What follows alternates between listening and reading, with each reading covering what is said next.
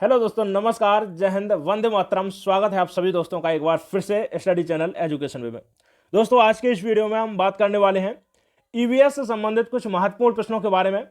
देखिए, सीटीईटी जुलाई के लिए आप तैयारी कर रहे हैं तो आज के इस वीडियो को ध्यान से पूरा जरूर देखिएगा। बहुत ही इंपॉर्टेंट आज का ये सेट रहेगा और इसके अंतर्गत ही हमने देखिए पेडागोजी के प्रश्न और साथ में जो आपके एनसीईआरटी बेस्ड प्रश्न है दोनों को सम्मिलित किया है। तो बड़ा ही मजेदार आज का प्रैक्टिस सेट होने वाला है। यदि आप सभी प्रश्न आज के इस सेट से कर पाते हैं तो समझ लीजिएगा आपकी तैयारी बहुत ही बेहतर चल रही है।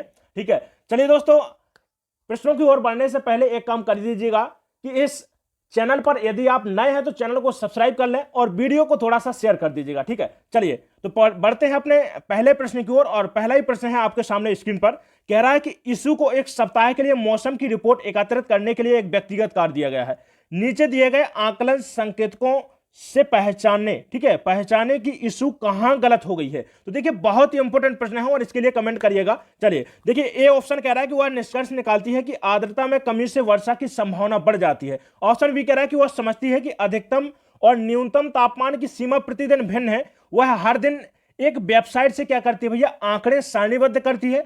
और डी ऑप्शन कह रहा है कि वह इस परिणाम पर पहुंचती है कि आने वाले सप्ताह में बारिश हो सकती है या नहीं हो सकती है। चलिए तो इसके लिए कमेंट करिएगा कि सही आंसर क्या जाएगा। चलिए देखिए, कह रहा है कि वह निष्कर्ष निकालती है कि आर्द्रता में कमी की, ठीक है, आर्द्रता में कमी से वर्षा की संभावना बढ़ती है। यही हमारा क्या हो जाएगा, राइट आंसर हो जाएगा। क्योंकि हमसे पूछा है कि इशू कहां गलत है। भैया एक बात बताइएगा कि आर्द्रता में कमी से वर्षा की संभावना बढ़ेगी या कम होगी। तो भैया देखिए, याद रखिएगा कि आर्द्रता यदि ज्यादा होगी वायु में या वायुमंडल में, यदि आर्द्रता ज्यादा है तो वर्षा की संभावना ज्यादा होगी। और यदि आर्द्रता कम है, नमी कम है, तो क्या होगा, वर्षा की संभावना कम रहेगी। तो यही हमारा राइट आंसर हो जाएगा। ठीक है, कि वह निष्कर्ष निकालती है कि आर्द्रता में कमी से वर्षा की संभावना क्या है, बढ़ती है। ठीक है, यही हमारा राइट आंसर हो जाएगा। चलिए नेक्स्ट प्रश्न, चलिए अगले प्रश्न की ओर बढ़ते हैं। और नेक्स्ट प्रश्न है, कह रहा है कि इनमें से कौन सी संधि या प्रोटोकॉल अंटार्कटिका में खनन पर रोक लगाता है। चलिए ऑप्शन ए कह रहा है कि अंटार्कटिका एनवायरमेंट प्रोटोकॉल,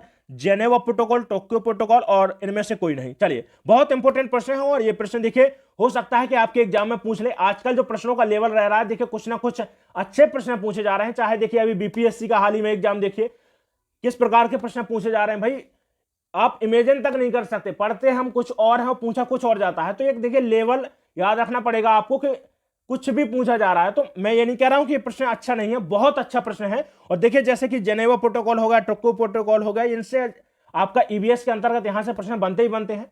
चलिए तो इसके लिए देखिए कमेंट करिएगा कि इसका सही आंसर क्या होगा। चलिए तो देखिए, Antarctica environment protocol right answer जाएगा। प्रोटोकॉल ठीक है, किस पर रोक लगाता है, खनन पर रोक लगाता है। कहां पर भैया, अंटार्कटिका में। देखिए जो अंटार्कटिका पर्यावरण संरक्षण प्रोटोकॉल है, इसको हम देखिए एक दूसरे नाम से भी जानते हैं, मैड्रिड प्रोटोकॉल। मैड्रिड प्रोटोकॉल, ठीक है, इसको नोट कर लीजिएगा। क्या है भैया, मैड्रिड प्रोटोकॉल। अब यहां पर थोड़ा सा समझना है कि आपको मैड्रिड प्रोटोकॉल क्यों कहा जाता है। क्योंकि देखिए जो मैड्रिड प्रोटोकॉल है वो क्या है, यहां पर खनन पर रोक लगाने के लिए जो पर्यावरण संरक्षण प्रोटोकॉल है, ठीक है, अंटार्कटिका का, यहां पर क्या है, 4 अक्टूबर 1991 को, याद रखिएगा डेट भी इंपॉर्टेंट है, 4 अक्टूबर 1991 को, ठीक है, मैड्रिड में, कहां पर भैया, मैड्रिड शहर में, यहां पर क्या है, हस्ताक्षर किए गए थे अंटार्कटिका पर्यावरण संरक्षण प्रोटोकॉल से संबंधित। ये भी याद रखेगा। और लागू कब हुआ था, तो लागू पूछता है तो याद रखेगा 1998 में लागू हुआ था।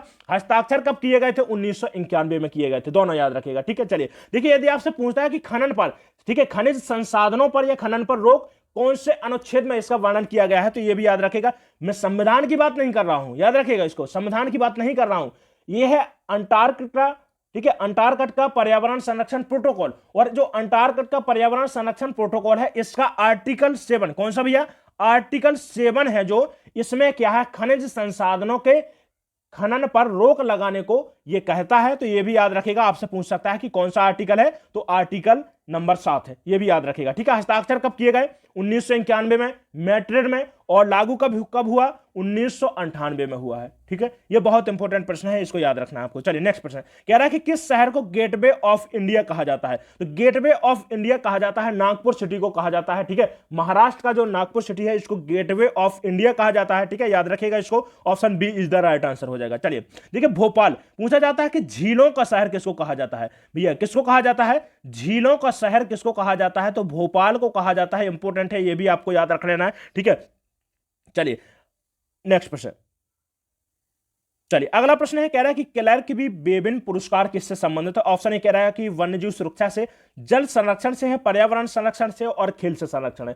क्लर्क बी बेबिन पुरस्कार, तो याद रखिएगा क्लर्क बी बेबिन पुरस्कार वन्यजीव सुरक्षा के लिए यदि कोई व्यक्ति, ठीक है, भाग लेता है, ठीक है, कोई व्यक्ति वन्यजीव सुरक्षा के लिए यदि योगदान देता है, कार्य करता है, तो उसके लिए दिया जाता है क्लर्क बी बेबिन पुरस्कार दिया जाता है। यह भी आपको याद रखना है। देखिए पर्यावरण ईबीएस की बात करते हैं, हम ईबीएस की बात करते हैं तो पर्यावरण संरक्षण से बहुत सारे पुरस्कार पूछे जाते हैं, ठीक है, इसको भी आपको नोट कर लेना है। जैसे देखिए मैं आपको यहां पर एक दो उदाहरण देता हूं, आप याद रखिएगा। एक तो है राजीव गांधी स्वच्छ प्रौद्योगिकी पुरस्कार, जो पर्यावरण के क्षेत्र में दिया जाता है, नोट कर लीजिएगा। इंदिरा गांधी पुरस्कार है, ठीक है, जो पर्यावरण के संरक्षण के लिए दिया जाता है, ठीक है। इसके अलावा देखिए ग्लोबल, ठीक है, ग्लोबल ऑफ द अर्थ पुरस्कार है, जो पर्यावरण के लिए दिया जाता है। तो याद रखिएगा तीनों पुरस्कार बहुत इंपॉर्टेंट है, इनको आपको याद रख लेना है, ठीक है। चलिए नेक्स्ट प्रश्न की ओर बढ़ते हैं।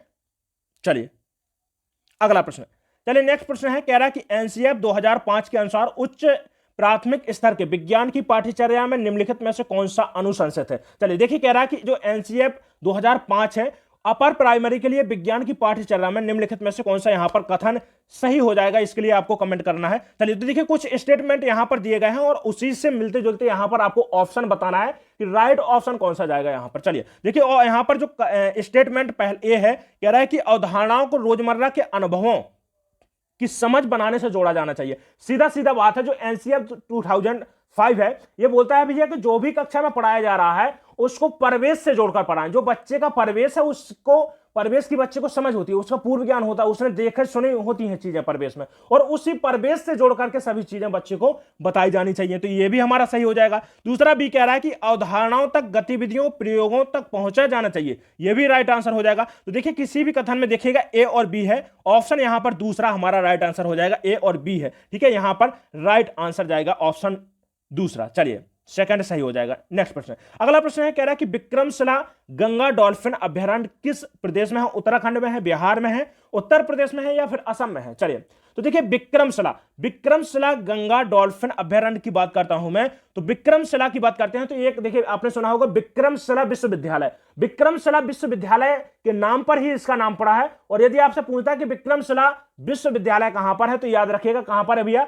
भागलपुर बिहार, ठीक है, सिल्क सिटी के नाम से भी जानते हैं हम भागलपुर को। तो याद रखिएगा इसका जो राइट आंसर जाएगा बिहार सही आंसर हो जाएगा। विक्रमशिला गंगा डॉल्फिन अभयारण्य किस देश में है? बिहार में है, इसको भी आपको याद रख लेना, ठीक है। जो गंगा की डॉल्फिन है, इसको आपसे पूछा जाता है कहां से, तो याद रखिएगा बिहार से ही। देखिए 2009 में, ठीक है, राष्ट्रीय जलीय जीव घोषित किया गया था, इसको भी आपको याद रख लेना है, वेरी वेरी इंपॉर्टेंट है, ठीक है। चलिए नेक्स्ट प्रश्न, चलिए इसके बाद देखिए पूछता है आपसे कि दुधवा राष्ट्रीय उद्यान कहां पर है? तो याद रखिएगा उत्तर प्रदेश में है। असम की बात करते हैं तो काजीरंगा हो गया, नामस हो गया, ठीक है, मानेरी हो गया, ठीक है, ये कहां पर है भैया? असम में है, ठीक है। उत्तराखंड में देखिए पूछा जाता है कि उत्तराखंड में कौन सा है, तो सबसे पहले की बात करता हूं मैं कि सबसे पहला राष्ट्रीय उद्यान कहां पर बनाया गया था, तो याद रखिएगा जिसका नाम रखा गया था उस समय पर रामगंगा राष्ट्रीय उद्यान। और यह भी आपको याद रखना है जिसको हम जानते हैं जिम कॉर्बेट राष्ट्रीय उद्यान के नाम से जानते हैं। इसकी स्थापना 1938 में उत्तराखंड में की गई थी। उत्तराखंड के, ठीक है, नैनीताल जिले के अंतर्गत ये आता है, यह भी आपको याद रखना बहुत इंपॉर्टेंट है, ठीक है। और यदि आपसे पूछता है कि पहला, ठीक है, पहला भारत का यदि आपसे पूछता है कि बाघ संरक्षण केंद्र या टाइगर रिजर्व किसको बनाया गया था, तो यह भी आपको याद रखना है जिम कॉर्बेट राष्ट्रीय उद्यान को। और पूछता है कि कब बनाया गया था, तो 1973 में इसको घोषित किया गया था, यह भी आपको याद रख लेना है, बहुत इंपॉर्टेंट है, ठीक है। बार बार पूछा जाता है कि बाघ संरक्षण केंद्र पहला कौन सा है, तो वो है जिम कॉर्बेट राष्ट्रीय उद्यान है, ठीक है। चलिए नेक्स्ट प्रश्न, अगला प्रश्न है, कह रहा है कि इकोलॉजी शब्द किसने प्रतिपादित किया था? वेरी वेरी इंपॉर्टेंट प्रश्न है। कह रहा है कि चार्ल्स डार्विन ने, रॉबर्ट विटेकर ने और आर्थर टर्नसले, और कह रहा है कि अर्नेस्ट हैकेल के द्वारा। देखिए इकोलॉजी शब्द दो यहां से बड़े ही इंपॉर्टेंट प्रश्न पूछे जाते हैं कि इकोलॉजी के जन्मदाता कौन है, जिनको हम जनक बोलते हैं, ठीक है। इकोलॉजी के फादर किसको बोला जाता है और इकोलॉजी शब्द किसके द्वारा दिया गया है, वर्ड किसके द्वारा दिया गया है। तो यदि आपसे पूछता है कि इकोलॉजी शब्द, तो हमसे पूछा है देखिए इकोलॉजी शब्द किसने प्रतिपादित किया, तो इसका जो राइट आंसर जाएगा अर्नेस्ट हैकेल हो जाएगा। इकोलॉजी का जनक किसको कहा जाता है, तो आर्थर टॉन्सले को कहा जाता है, ये आपको याद रख लेना, ठीक है। चार्ल्स डार्विन, प्रकृति का चयनवाद सिद्धांत यदि आपसे पूछता है तो किसने दिया भैया? प्रकृति का चयनवाद सिद्धांत चार्ल्स डार्विन के द्वारा दिया गया। रॉबर्ट विटेकर के द्वारा 5 जगत प्रणाली आपने सुना होगा, ठीक है, जो जीव जंतु हैं इनको कितने भागों में बांटा है? 5 भागों में बांटा है। पहला है मोनेरा हो गया, प्रोटिस्टा हो गया, एनिमेलिया हो गया, फंजाई हो गया, ठीक है। ये आपके 5 हैं, याद रखिएगा। किसने बांटा है? रॉबर्ट विटेकर के द्वारा इनको विभाजित किया गया है। चलिए नेक्स्ट प्रश्न, अगला प्रश्न है। नेक्स्ट प्रश्न है, कह रहा है कि बीज अंकुरण की अवधारणा को इस तरह सबसे बेहतरीन तरीके से पढ़ाया जा सकता है। बताइएगा किस तरीके से बीज अंकुरण की अवधारणा को सबसे बेहतर तरीके से पढ़ाया जा सकता है। इसके लिए देखिए, चलिए ऑप्शन ए कह रहा है कि अंकुरित बीजों की फोटो दिखाकर। बी ऑप्शन कह रहा है कि कक्षा में अंकुरित बीजों को दिखाइएगा और अंकुरण की प्रक्रिया को स्पष्ट करें, ठीक है टीचर्स। और सी कह रहा है कि बोर्ड पर चित्र बनाते हुए अंकुरण के चरणों को प्रदर्शित करें। और डी ऑप्शन कह रहा है कि बीज बोने अंकुरण के विभिन्न चरणों का अवलोकन करें और उनका चित्र बनाने की गतिविधि के बच्चों को निष्पादन करने के लिए कहना। तो यही हमारा राइट आंसर हो जाएगा। बीज बोने अंकुरण के जो भी चरण हैं स्टेप बाय स्टेप उनको समझाया जाए, उनको अवलोकन करने के लिए कहा जाए, ठीक है। और उनका चित्र बनाकर, ठीक है, उनका डायग्राम बनाकर, ठीक है, बच्चे का गतिविधि बच्चों को निष्पादित करने के लिए कहना। यही हमारा राइट आंसर जाएगा। चलिए नेक्स्ट प्रश्न, अगला प्रश्न है, कह रहा है कि भारत में सबसे ज्यादा टाइगर रिजर्व किस राज्य में है। चलिए बहुत वेरी वेरी इंपॉर्टेंट प्रश्न। चलिए देखिए, मैंने अभी हाल ही में बताया आपको कि यदि आपसे पूछता है कि पहला टाइगर रिजर्व कौन सा है, ठीक है, पहला टाइगर रिजर्व कौन सा है, तो पहला टाइगर रिजर्व बताया मैंने जिम कॉर्बेट राष्ट्रीय उद्यान, कहां पर है? उत्तराखंड में है, ठीक है। लेकिन हमसे पूछ रहा है कि भारत में सबसे ज्यादा टाइगर रिजर्व, ठीक है, सबसे ज्यादा टाइगर रिजर्व कहां पर है? वो है भैया मध्य प्रदेश में। कुल 7 टाइगर रिजर्व है, ये भी आपको याद रख लेना है। सॉरी 6 टाइगर रिजर्व है। लेकिन आपसे पूछता है, देखिए कि कुल, ठीक है, प्रथम स्थान सबसे ज्यादा टाइगर कहां पर है, तो सबसे ज्यादा टाइगर रिजर्व भी मध्य प्रदेश में है। और यदि आपसे पूछता है कि वर्तमान में, देखिए करंट अफेयर्स का भी यहां से प्रश्न बनता है कि हाल में, ठीक है, सबसे ज्यादा टाइगर की संख्या कहां पर आंकी गई है, तो यह भी आपको समझना पड़ेगा। यहां पर नोट कर लीजिएगा, सबसे ज्यादा जो टाइगर की संख्या है भैया कहां पर है, वो है मध्य प्रदेश में है। कुल कितनी है? 785 है। प्रथम स्थान रखता है मध्य प्रदेश। और इसी कारण से मध्य प्रदेश को, ठीक है, भारत का टाइगर स्टेट के नाम से भी जानते हैं और भारत के हट के नाम से भी जानते हैं, ये याद रखिएगा, ठीक है। चलिए अगला प्रश्न, चलिए नेक्स्ट प्रश्न है, कह रहा है कि पर्यावरण अध्ययन की कक्षा में अवधारणाओं को स्पष्ट करने के लिए कविताओं और कहानी का प्रयोग करना बताइएगा। ऑप्शन ए कह रहा है कि उचित दिशा में बच्चों की ऊर्जा को संकेंद्रित करना। पी कह रहा है कि पाठ को आनंदमय और रोचक बनाने में मदद करता है। यही हमारा राइट आंसर हो जाएगा। भैया जो भी हम पर्यावरण अध्ययन की कक्षा है, ताकि बोरिंग ना हो, इसके लिए क्या करते हैं कि जो छोटे छोटे बच्चे होते हैं, आपने सुना होगा, देखा होगा कि जो छोटे छोटे बच्चे होते हैं उनको दादा दादी नानी हो गए, उनको कहानी ज्यादा सुनाती है। और वो कहानियों कविताओं में क्या है, बच्चे छोटे जो बच्चे होते हैं, ठीक है, चित्र देखना हो गया, ठीक है, कहानी हो गया, कोई उनको कहानी सुनाता है, कविताएं सुनाते हैं, तो वो ज्यादा इंटरेस्ट लेते हैं, उनकी रुचि ज्यादा बढ़ती है, ठीक है, आकर्षित होते हैं उस चीज के प्रति। तो इसीलिए क्या है भैया, तो पर्यावरण अध्ययन की कक्षा जैसे हम बच्चों को देते हैं, छोटे छोटे बच्चे हैं, ठीक है, तो वो ताकि अपने, देखिए उनका क्या है, रुचि बनी रहे। जो भी हम पढ़ा रहे हैं, जो भी पाठ्यचर्या उनको दी जा रही है, उनमें क्या है बेटा, उनकी रुचि बनी रहे। और इसी के लिए क्या करते हैं, ठीक है, उनको कहानी और कविताओं का के माध्यम से पढ़ाते हैं, ठीक है। तो यही हमारा राइट आंसर हो जाएगा, ताकि बच्चे क्या है, आनंदमय बने रहें, ठीक है, आनंददायक रहे उनको सीखने में और रुचिपूर्ण तरीके से सीख सकें। चलिए नेक्स्ट प्रश्न, अगला प्रश्न है, कह रहा है कि निम्नलिखित में से क्या शिक्षार्थियों में संकल्पनात्मक कमी को समझने के लिए एक उपयोगी रणनीति होगी। कॉन्सेप्ट है, सीधा समझिएगा, ठीक है, कॉन्सेप्ट कमी को समझने के लिए उपयोगी रणनीति क्या होगी। कह रहा है कि अवधारणा मानचित्रण का प्रयोग करना, नियमित गृहकार देना, और कह रहा है कि प्रश्न उत्तरी सत्रों का आयोजन करना। डी ऑप्शन कह रहा है कि प्रयोगात्मक कौशलों का अवलोकन करना। समझिएगा, यहां पर देखिए किसी बच्चे को पढ़ा रहे हैं शिक्षकगण जो भी है, और बच्चा कॉन्सेप्ट नहीं समझ पा रहा, जो भी हम मान लीजिए 1 to 5 के बच्चे हैं और उनको टीचर के द्वारा पढ़ाया जा रहा है, छोटे छोटे बच्चे हैं, कॉन्सेप्ट नहीं समझ पा रहे हैं, या कोई मान लीजिए कविता कहानी कुछ भी बता रहे हैं, जल के बारे में बता रहे हैं, कॉन्सेप्ट नहीं समझ पा रहा बच्चे, तो इसके लिए देखिए कह रहा है कि नियमित गृहकार देना। क्या नियमित गृहकार देने से बच्चा समझ जाएगा? नहीं समझ पाएगा ना, तो ये गलत हो जाएगा। कह रहा है कि प्रश्न उत्तरी सत्रों का आयोजन करना, ये भी गलत हो जाएगा। कह रहा है कि प्रयोगात्मक कौशलों का अवलोकन करना, ये भी गलत हो जाएगा। लेकिन देखिए अवधारणा मानचित्रण कॉन्सेप्ट मैप के द्वारा, जैसे मान लीजिए आपने देखा होगा, चलिए मैं थोड़ा सा, मान लीजिए ए मैं लिखता हूं जल, ठीक है, अब मैं कहता हूं कि जल बना होता है, और मैंने किससे लिख दिया, हाइड्रोजन और ऑक्सीजन से, दो अणुओं से, ठीक है। किससे बना होता है? अणु से बना देता है। ऐसे आप लिखते हैं ना, ठीक है। इसके जल में कितने प्रकार का होता है, ऐसे हमने प्रकार लिख दिया। मैं थोड़ा सा आपको यहाँ पर समझाने की कोशिश कर रहा हूँ, पर देखिए स्पेस कम है मेरे पास में, ठीक है। तो मैं यहाँ लिख दूंगा मृदु जल हो गया, ठीक है, कठोर जल हो गया। तो ऐसे हम लाइनिंग के माध्यम से जो मैप एक तैयार करते हैं, इसको बोलते हैं हम कॉन्सेप्ट मैप। और इसी के माध्यम से क्या है, बच्चों में जो कॉन्सेप्ट नहीं समझ पा रहे, कॉन्सेप्ट क्लियर नहीं हो पा रहा जिन बच्चों को, वो किसके माध्यम से समझाते हैं?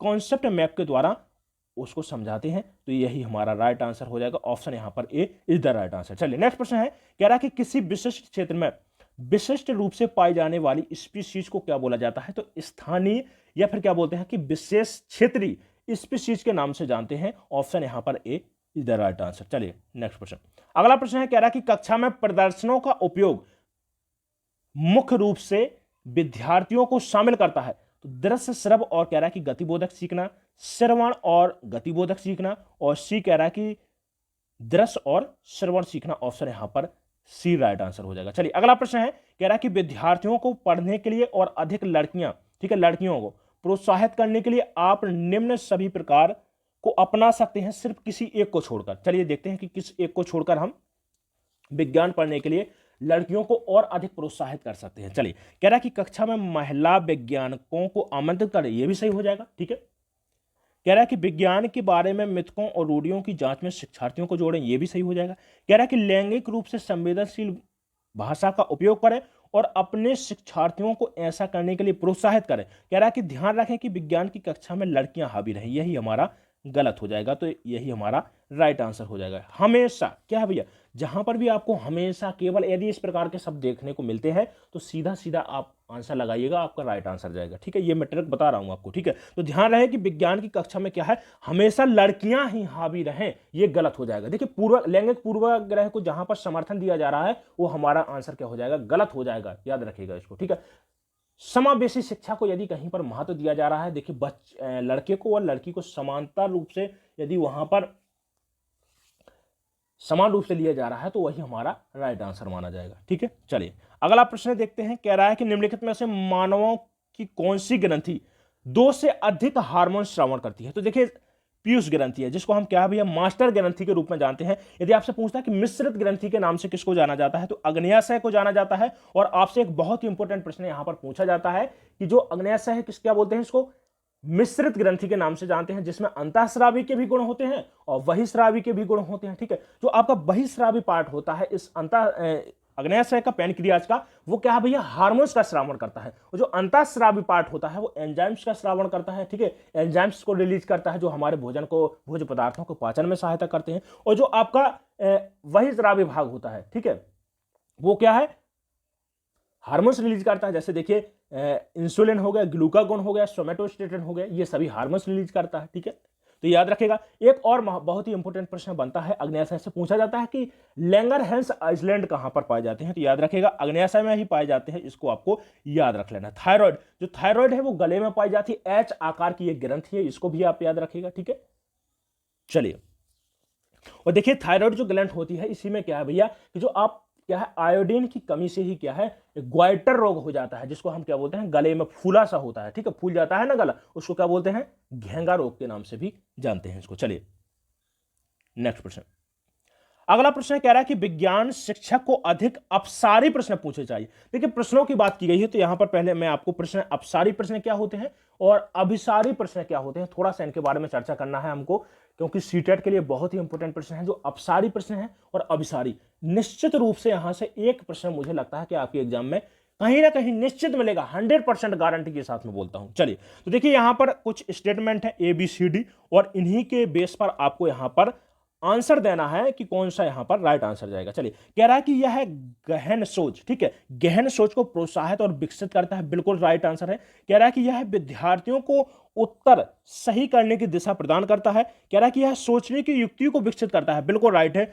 और कह रहा है कि यह शिक्षार्थियों में सृजनात्मक व्यवहार के आकलन में सहायता करता है, तो यह भी राइट आंसर हो जाएगा। बी यहां पर हमारा क्या है, गलत यहां पर स्टेटमेंट है। तो देखिए किसी भी ऑप्शन यहां पर देखिएगा जिसमें ए हो, सी हो और डी, यहां पर डी ऑप्शन राइट आंसर हो जाएगा। अब चलिए देखते हैं, यहां पर कह रहा है कि अपसारी और अभिसारी। देखिए अपसारी प्रश्न क्या होते हैं, अभिसारी प्रश्न क्या होते हैं। तो देखिए अपसारी की मैं बात करता हूं कि इनको हम क्या बोलते हैं, खुले अंत वाले प्रश्न बोला जाता है।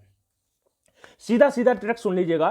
ट्रिक है कि यदि आपका उत्तर एक मिल रहा है, एक का मतलब मैं बता रहा हूं यहां पर कि सीधा सीधा यदि उसका एक ही आंसर निकल रहा है तो समझ लीजिएगा कि वहां पर है अभिसारी प्रश्न। और यदि उसके कई आप जवाब दे पा रहे हैं तो वहां पर है अपसारी चिंतन। जो अपसारी चिंतन होता है सृजनात्मकता को बढ़ावा देता है, क्रिएटिविटी देखने को मिलती है इसमें, ठीक है। किसमें, अपसारी चिंतन में। जैसे चलिए मैं एक उदाहरण देता हूं कि मैं बोलता हूं कि अपसारी चिंतन के लिए उदाहरण, जैसे मैं बोलता हूं कि कितने जोड़ें कि 7 हो जाए।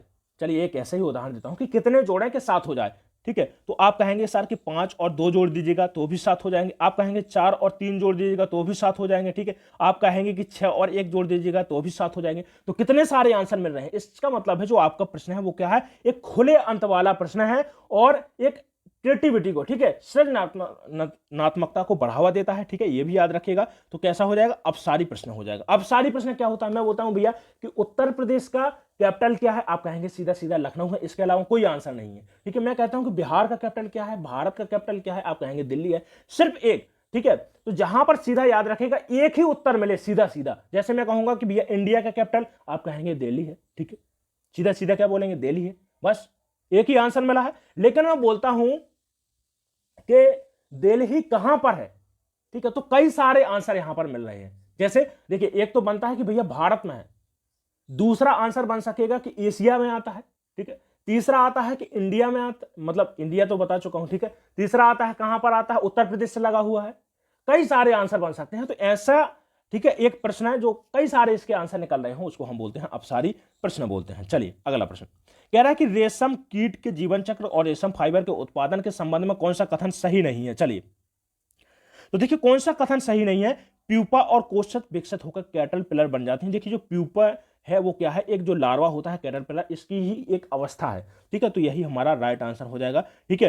प्यूपा से विकसित नहीं होता, जो कैटरपिलर है इसकी 4 अवस्थाएं होती हैं जिसमें से एक अवस्था है प्यूपा है, ये याद रखिएगा आप, ठीक है। चलिए अगला प्रश्न, नेक्स्ट प्रश्न है, कह रहा है कि प्राथमिक स्तर पर आकलन में शामिल होना चाहिए।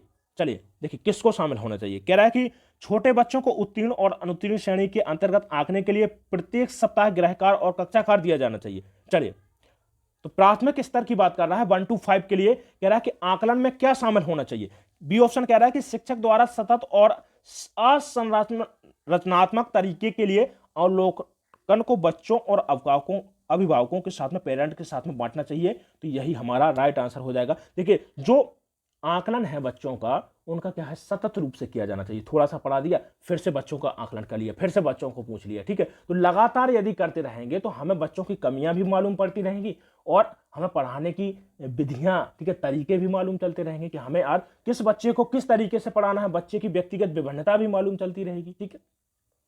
तो सतत आकलन जरूरी है, ठीक है। और इसको क्या है, बच्चों और पेरेंट के साथ में भी उनको बताना चाहिए, ठीक है। ये भी याद रखिएगा, ऑप्शन यहां पर भी राइट आंसर हो जाएगा। चलिए अगला प्रश्न है, कह रहा है कि टूटता तारा उल्का है, एक समान गति से चलने वाला तारा है। कह रहा है कि एक चमकता पिंड जो वायुमंडल में एक समान गति से चलता है। और सी कह रहा है कि एक तारा जिसके एक सिर पर पूंछ होती है। कह रहा है कि उल्काब जो पृथ्वी के वायुमंडल में प्रवेश करते ही क्या होता है भैया, आग पकड़ लेता है। बिल्कुल यही हमारा राइट आंसर जाएगा। देखिए जो उल्का पिंड होता है क्या है, जैसे ही पृथ्वी के वायुमंडल में, एनवायरमेंट में प्रवेश करता है, ठीक है, जैसे ही एनवायरमेंट में प्रवेश करता है क्या होता है, जो घर्षण फ्रिक्शन के कारण, ठीक है, फ्रिक्शन के कारण क्या है, उसमें क्या है भैया, आग लग जाती है, आग पकड़ लेता है। तो यही हमारा राइट आंसर हो जाएगा। चलिए आज के ये प्रश्न, ये रहे हमारे प्रश्न, और कमेंट करके आप सभी लोग जरूर बताइएगा कि आज का ये सेशन कैसा रहा। बहुत इंपॉर्टेंट प्रश्न है और कहीं ना कहीं याद रखिएगा कुछ प्रश्न ऐसे भी थे जो आपके प्रीवियस ईयर के एग्जाम में पूछे गए हैं। और कमेंट मुझे जरूर कर दीजिएगा आज का ये सेशन कैसा लगा है।